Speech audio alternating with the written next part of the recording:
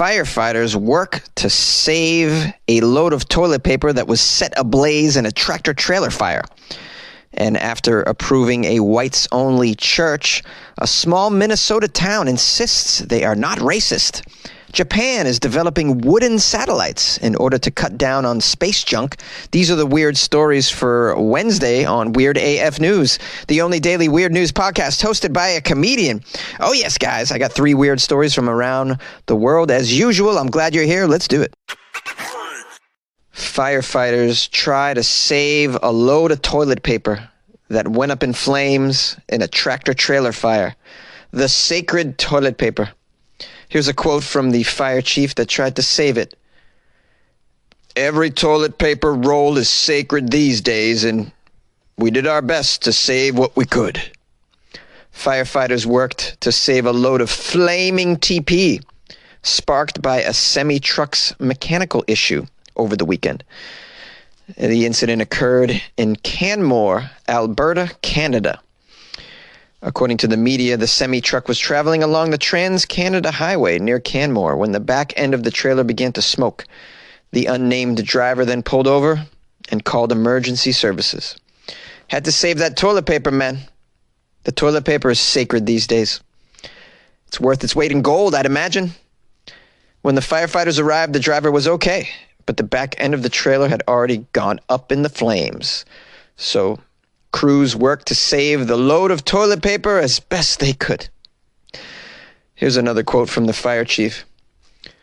"We responded to a report of a tractor-trailer fire on the Trans-Canada eastbound, roughly in line with where Alpine Helicopters is located. Upon arrival, the back end of the tractor-trailer was involved in fire and smoke. Our crews went in to knock it down right away. It seems to be a mechanical issue in the undercarriage at the rear of the trailer." Regarding the toilet paper, the giant load, which to some people, in previous years would seem unimportant, but in 2020, flaming toilet paper is something you got to save. We tried to save what we could, with that toilet paper, but between the fire and the water, it was, well, I'm sorry to say this, but it was almost a complete loss. I think even though it was heavy work, everyone was having a bit of chuckle about what we were trying to save, because, well, if we're being honest with each other, every toilet paper roll is very sacred these days. What can I say? We did our best to save what we could.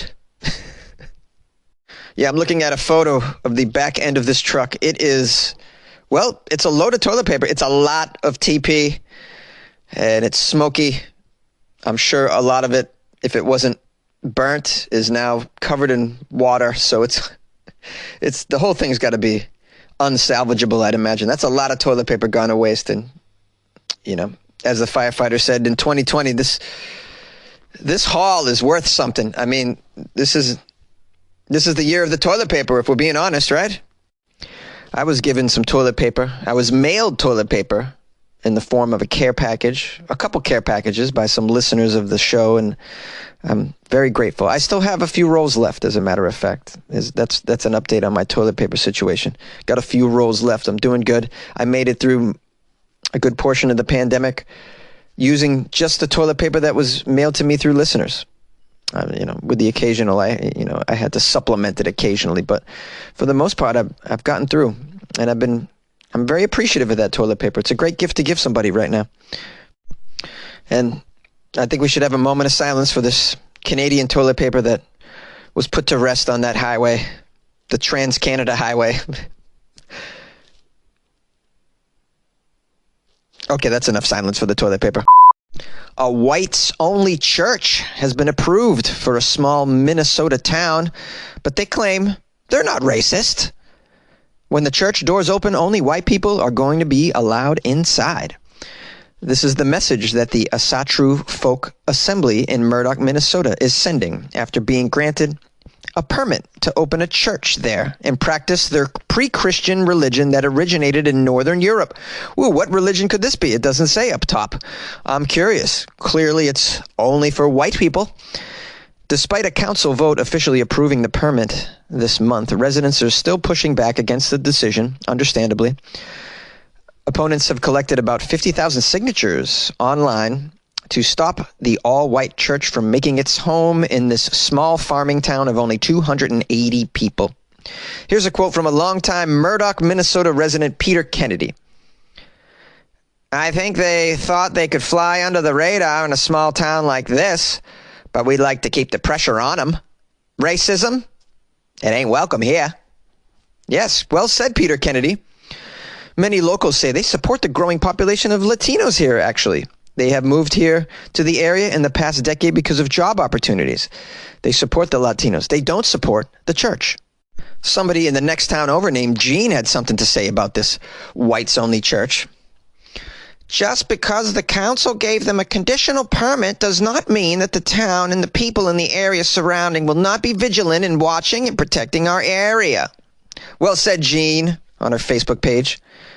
Now, this religion, Asatru Folk Assembly, has been described as a, quote, neo-Volkish hate group that couches their bigotry in baseless claims of bloodlines grounding the superiority of one's white identity. Many residents call them a white supremacist or white separatist group. The church members, of course, deny this. Here's a quote from the Folk Assembly board member Alan Turnage. We're not racist. It's simply not true, all right? Just because we respect our own culture, that doesn't mean we're denigrating someone else's culture. Okay. The group is based in Brownsville, California. They say their teachings and membership are for those of strictly European bloodlines. Yeah, but don't we all come from the same black woman in Africa? I mean, this is what I've read anyways. Is it true? I mean, a lot of people are saying that. So then what does your European bloodline say about this then? You know, how do you incorporate scientific and historical facts into your historical church lineage? That's what I want to know. I'm sure they have an answer for that. What the thinker thinks, the prover proves, as you know. The church was looking for a new church in the eastern North Dakota region when they came across Murdoch. Ooh, lucky Murdoch. You guys won the White Church Lottery. It's unknown how many members they have worldwide or how many people will attend the new church. I'm sure it's enough to alarm this small farming town of only 280 people. What's that documentary on Netflix where the religion came to their town? Hold on. Oh, it's called Wild Wild Country. Did you guys see that? A controversial cult leader builds a utopian city in the Oregon desert. A utopia gone wrong. They actually won an Emmy Award for Outstanding Documentary Series, it says here. I enjoyed it thoroughly, and I learned a lot. Very fascinating. This is kind of reminiscent of that, when a religion moves into a tiny community. And if you watch the documentary, you can see what the fallout of that can be. A lot of the religious leaders took over the local politics. They got on the board and the council and everything, and they were just making decisions in favor of the cult, really. It was pretty nuts. And so these are concerns. According to the Asatru Folk Assembly website, they, quote, honor the gods under the names given to them by their Germanic/Norse ancestors. Their forefathers, according to them, were Angels and Saxons, Lombards and Heruli, Goths and Vikings, and as sons and daughters of these people, they are united by ties of blood and culture, undimmed by centuries. Yeah, well, all right. So they're, I guess, worshiping the same gods that the Vikings worshipped? Is that what they're doing? That might be fun. There are a small contingent of church supporters in the Murdoch, Minnesota community. Here's a quote from one of them named Jesse. I find it hypocritical, for lack of a better term, of my community to show much hate towards something that they don't understand. I, for one, don't see a problem with it at all. He wrote that on his Facebook page. I myself do not wish to follow in this pagan religion. However, I feel it's important to recognize and support each other's beliefs. Okay, there, I said it. Well, all right, Jesse had more to say, apparently. Well, I mean, if a church can brand itself a strip club, then, you know, I don't see what's wrong with it, really. These churches now, I mean, some of them are mainstream, and then some of them are pretty fringy, and you don't know what they're getting into. There's the whole Satanist religion, and, you know, we do have this freedom of religion here, and whether or not they want to let in non-whites or not, I mean, you kind of can't really do anything about it.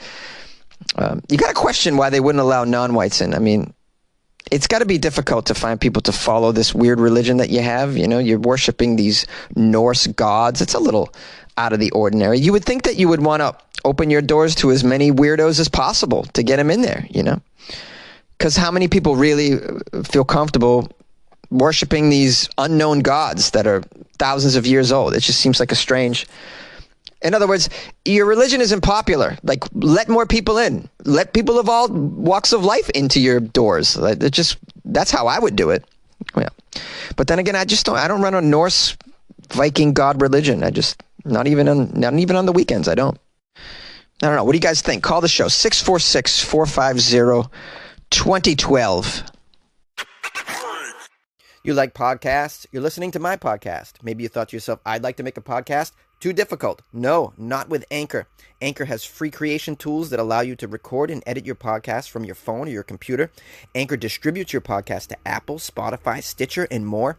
They have advertising integration, so you can even make a little money off your podcast. Everything you need to make a podcast in one place. Download the free Anchor app or go to anchor.fm to get started. And good luck with your podcast. Good luck with your creation. Good luck with your life, man. Japan is developing wooden satellites to cut down on the space junk. A Japanese company and Kyoto University have joined forces to develop what they hope will be the world's first satellites made out of wood by 2023. Satellites made out of wood. This sounds not doable to me, but then again, I know very little about satellite technology, so let's learn something today. Japan has started research on tree growth and the use of wood materials in space. They will begin experimenting with different types of wood in extreme environments on Earth. Space junk, as you know, is becoming an increasing problem as more satellites are launched into the atmosphere. Wooden satellites, alternatively, would burn up without releasing harmful substances into the atmosphere or raining debris on the ground when they plunge back to Earth. One of the professors at Kyoto University says, "We are very concerned with the fact that all the satellites which re-enter the Earth's atmosphere burn and create tiny alumina particles which will float in the upper atmosphere for many years. Eventually, it will affect the environment of the Earth. The next stage will be developing the engineering model of this wooden satellite, and then we will manufacture the flight model." Oh, you go, Professor Doi. So excited about your wooden satellites. It must be good to get paid to just make toys. This guy used to be an astronaut. He visited the International Space Station in 2008.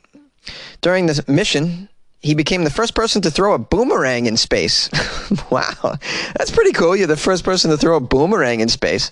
I'd like to be the first person to hit a baseball in space. That'd be pretty dope. Although, someone's probably done that, I'd imagine. If they're already throwing boomerangs, then they've definitely hit baseballs. Because the boomerang is a sport that you really don't get to until you've done the mainstream sports. Like, somebody's probably dunked a basketball or thrown a football in space as well. So I won't be able to get my name in the books for either of that, any of those things. I'm never going to be allowed in space anyways. I'm still holding on to the dream that Weird AF News will be listened to in outer space at some point. Any astronauts listening to the show? Anyways, reach out to me. The article goes into some alarming statistics. Experts are warning of the increasing threat of space junk falling to Earth as more satellites and spacecraft are being launched. There's about 6,000 satellites circling Earth. About 60% of them are defunct. They're no longer working. Therefore, they're considered space junk.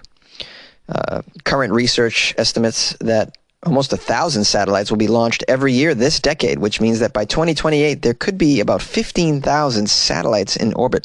That's a lot of crap. Elon Musk's SpaceX alone has already launched more than 900 satellites and plans to deploy thousands more. Space junk travels at an incredibly fast speed of more than 22,300 miles per hour, so can cause considerable damage to any object that it hits. In fact, in 2006, a tiny piece of space junk collided with the International Space Station, taking a chip out of the heavy reinforced window. Oh, man, imagine if it took out the window and it would destroy everybody inside the space station, I'd imagine. This space junk needs to, it needs to be corralled. It needs to be taken down, I don't know, recycled. I don't know what you do with space junk. I'm barely getting hold of the recycling in my own apartment here, plastic and glass bottles and whatnot. I can't even wrap my head around what space junk would be and how you recycle such things. I've said this many times, but really not on the show. If I ever encounter the alien, I'm going to ask them to take out the trash. It's going to be like, can you guys just do us a huge favor and take out all the trash? Take out all the recycle. Just get it off our planet and take it somewhere. I don't care where you take it. Okay, the universe is quite vast. You could stick it somewhere in the corner. I don't know. Just pick a planet somewhere and just put our trash there for us. I'd be really grateful. I would give them whatever they wanted. What do you guys want? What do you want? Some sweet potato pie? I mean, I don't know what aliens like, but I would do anything if they could just take out our trash. Yay! Hey everyone, thanks for listening to another episode of Weird AF News, all the way to the outro. Look at you, big winner, big winner.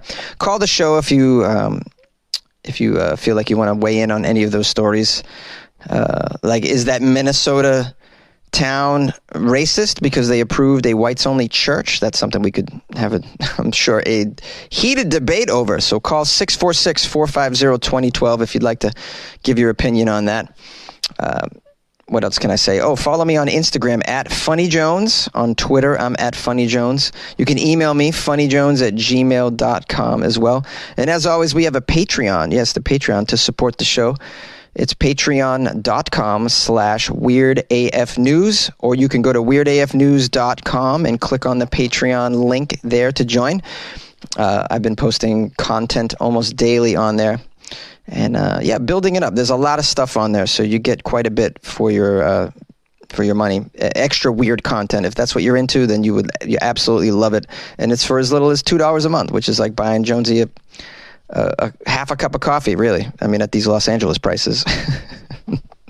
You could actually buy me coffee as well by going to weirdafnews.com and clicking on Buy Jonesy a Cup of Coffee.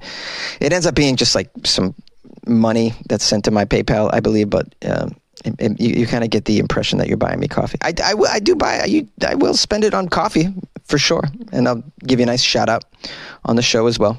I appreciate all of you for supporting the show in the ways that you do. Thanks for everybody. Thanks for all the articles that you've been sending me. Appreciate that. Thanks for the emails and calls. Appreciate that. Tell a friend about Weird AF News if anyone asks you about the podcasts that you would like to recommend. I'd appreciate that so much. Thanks again, guys, and we'll see you tomorrow.